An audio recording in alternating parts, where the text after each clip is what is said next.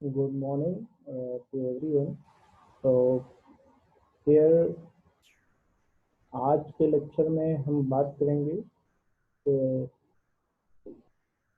Electric field due to dipole in equatorial plane. तो equatorial plane पे अगर हम बात करें तो सबसे पहले हम बात करेंगे electric field due to dipole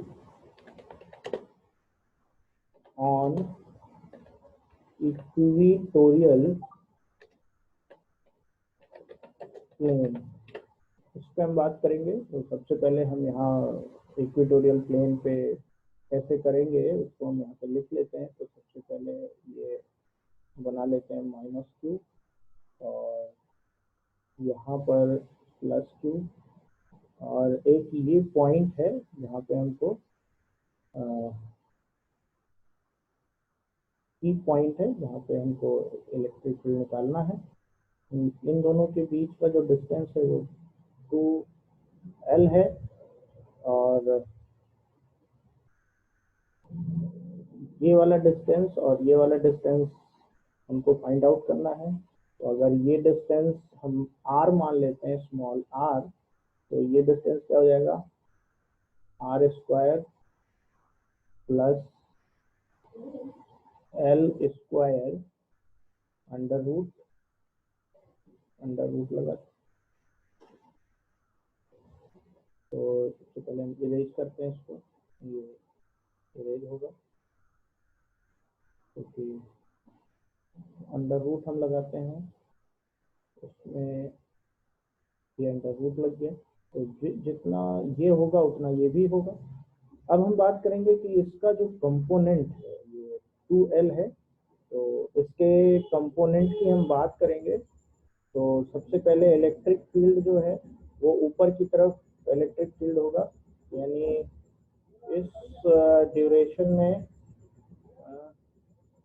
duration में होगा इलेक्ट्रिक फील्ड, और दूसरा उस ड्यूरेशन में इलेक्ट्रिक फील्ड के कंपोनेंट होंगे, ये इलेक्ट्रिक फील्ड है।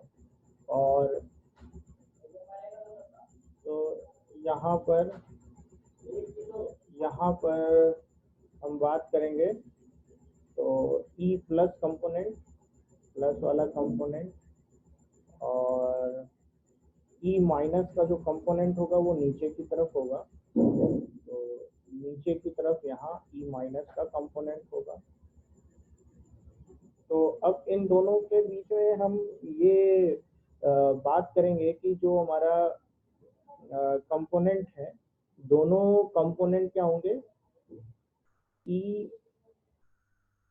प्लस कॉस थीटा कंपोनेंट की हम बात कर रहे हैं। तो यहाँ पे ये E प्लस कॉस थीटा और E माइनस कॉस थीटा, ये दोनों इफेक्टिव होंगे, और साइन थीटा यहाँ पे इफेक्टिव नहीं होगा क्योंकि ये वाला जो कंपोनेंट, इसका जो कंपोनेंट है वो इस साइड में, यानी जो E है, ई जो है यहाँ पे ई की हम बात करेंगे।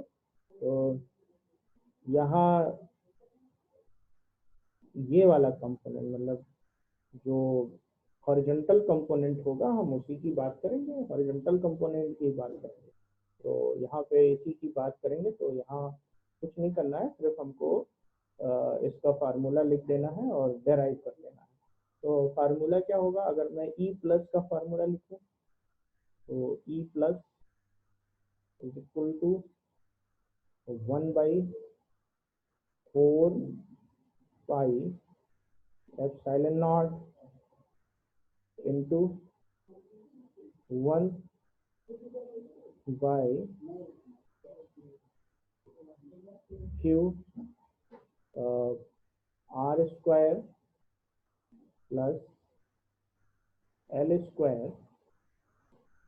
तो अंडर रूट यहाँ पे लगा देंगे हम, अंडर रूट लग जाएगा। तो ये हमारा इसका होल स्क्वायर होता है, तो यहाँ होल स्क्वायर हो जाएगा। और यहाँ पे cos थीटा हो जाएगा।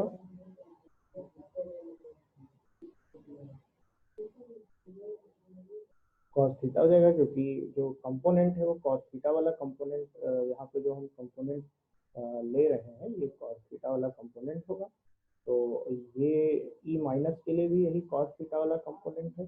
तो इसी कंपोनेंट की हम बात दोबारा कर लेते हैं कि ई माइनस हम जब लिखेंगे तो ई माइनस क्या लिखेंगे, e minus is equal to 1/4 pi epsilon naught into, same thing यहाँ माइनस आ जाएगा। तो यहाँ पे हम माइनस की बात करेंगे तो Q over under root R square plus L square into again cos theta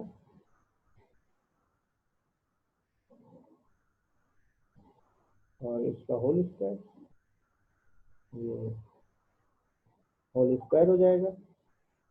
तो अब यहाँ पर जब दोनों को हम ऐड करेंगे तो जब दोनों को ऐड करेंगे तो क्या हो जाएगा, यहाँ पे जो ई आएगा इक्वेटोरियल फील्ड का, ई इज इक्वल टू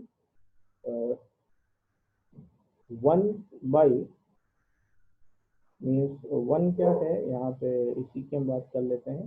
सबसे पहले वही लिख देते हैं करके, E plus and plus E minus. तो यहाँ पे इसी की हम बात कर लेंगे। तो अब इन दोनों का जो रिजल्टेंट होगा वो एक इस तरफ है और एक इस तरफ है। रिजल्टेंट एक इधर जा रहा है एक इधर जा रहा है, तो इन दोनों का रिजल्टेंट हम यहाँ पे लिखेंगे तो ये आ जाएगा। तो हम एडिशन यहाँ पे वेक्टर एडिशन करेंगे तो उस वेक्टर एडिशन को फिर हम, आप लोग इसको नोट डाउन कर लीजिए। तो यहाँ पे हम लिख देते हैं कि इसका आंसर क्या आएगा। इसका आंसर हम डायरेक्ट लिख देते हैं, आप लोग ऐड करके लिखेंगे। E is equal to 1/4 pi epsilon not into Q over, यहाँ पे कितना आ जाएगा, क्यू हो जाएगा और ये 2 R square plus L square 2 into L, ये भी आएगा और यहाँ बचेगा R square plus L square. तो वेक्टर एडिशन यहाँ पे होगा दोनों का और यहाँ पे क्या जाएगा, 3/2 आएगा। तो 3/2 लिख देते हैं। ऐसा क्यों होगा, हम यहाँ पे cos थीटा की जो वैल्यू है, cos थीटा की वैल्यू हम यहाँ पे रखेंगे और cos theta is equal to यहाँ पे क्या होगा, cos थीटा इक्वल टू क्या हो जाएगा, बेस ओवर हाइपोटेनस। तो base is L and hypotenuse is under root R square plus L square। तो यहाँ पे ये आ जाएगा इसका फार्मूला। तो आप ये देख सकते हैं, इसको हम डायरेक्टली इसको हम क्या लिख सकते हैं, इसको हम लिख सकते हैं, हम यहाँ पे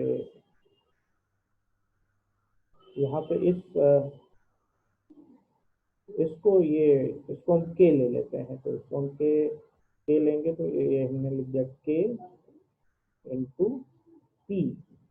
तो 2ql क्या हो जाएगा, पी हो जाएगा और यहाँ पे R square plus L square और इस पूरे को हम ब्रैकेट 3/2 कर देते हैं। तो ये हो जाएगा आपका इक्वेटोरियल प्लेन का पूरा सिस्टम। इक्वेटोरियल प्लेन पे इतना ही आएगा। अब अगर आर जो है वो बहुत ज़्यादा हो जाएगा एल से, तो अगेन वही प्रॉब्लम आ जाएगी, मतलब जो हमने पहले लिखा था। तो यहाँ पे इफ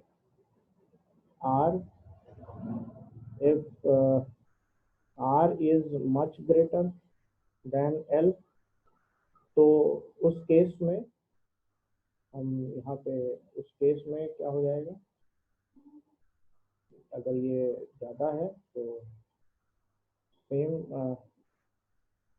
सेम फार्मूला यहाँ पे आ जाएगा, E is equal to K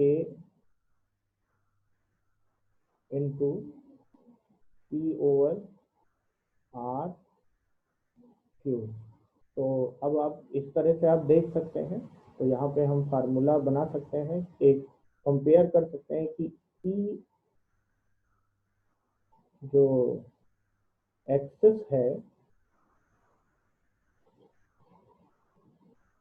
वो किसका दुगना है, वो इसका E इक्वेटर का दुगना हो जाएगा। आप दोनों में कंपेयर करेंगे तो E इक्वेटोरियल और E एक्सिस दोनों, ये इस तरह से यहाँ पे 2 यहाँ पे मल्टीप्लाई करना पड़ेगा, तब ये दोनों कंसीडर किए जाएंगे। ठीक है, अब हम बात कर लेते हैं गॉस थ्योरम की यहीं पे। तो इसी में हम गॉस थ्योरम की बात कर लेते हैं। सबसे पहले इनको हम थोड़ा सा इरेज कर देते हैं, उसके बाद यही हम गॉस थ्योरम की बात कर लेते हैं। और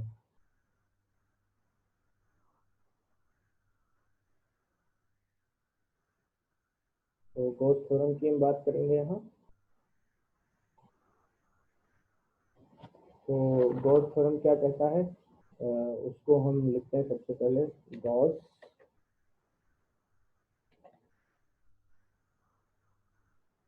गॉसेस थ्योरम।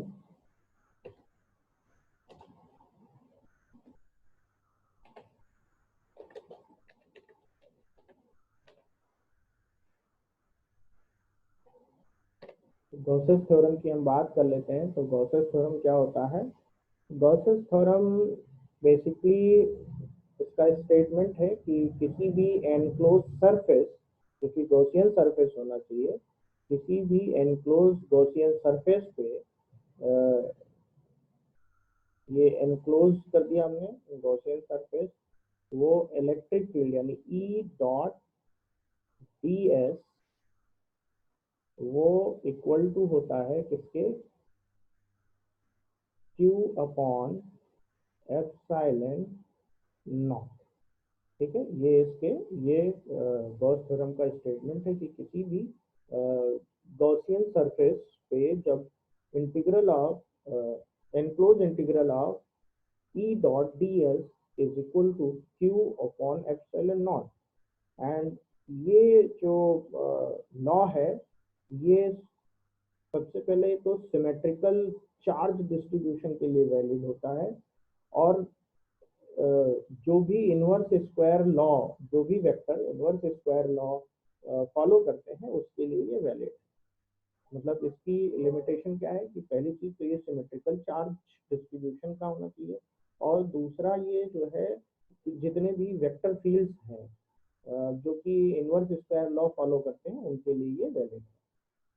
तीसरा जो इसका जो गॉसियन सरफेस की हम बात करें तो ये इमेजिनरी सरफेस होता है।